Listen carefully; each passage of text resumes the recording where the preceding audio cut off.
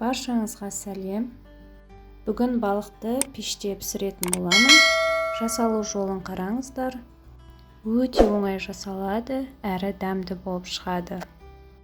Ең алдымен балықты бөліктерге бөліп, үстіне дәміне қарай тұз және қара бұрыш себеміз.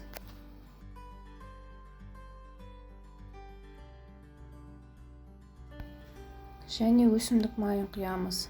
Енді балығымызды жақсылап араластырамыз да жарты сағатқа қойып қоямыз.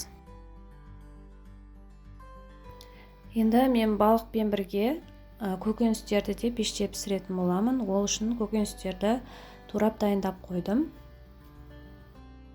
Үстіне тұз, бұрыш және өсімдік майын қосып араластырамыз. Мен картоп пен сәбіз ғана қостым. Сіздер өздеріңіздің қалауларыңызша көкөністерді қосуларыңызға болады.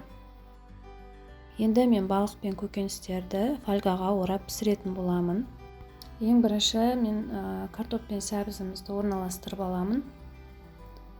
Одан соң үстіне 2-3 балықтан салып, және де оның үстіне қызанақ пен лимонды қойып шығамыз.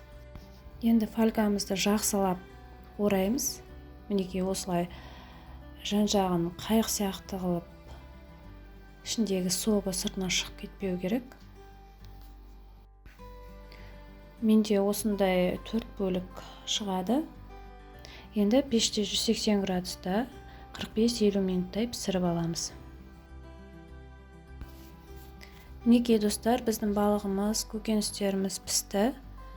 Сіздер де жасап көріңіздер, керемет, жұмсақ болып пісіп шығады. Егер сіздерге видео рецепт ұнаса, каналыма тіркеліп лайк басып, пікір қалдыруды ұмытпаңыздар. Сіздермен болған Мақпал, келесі кездескенше сау болыңыздар.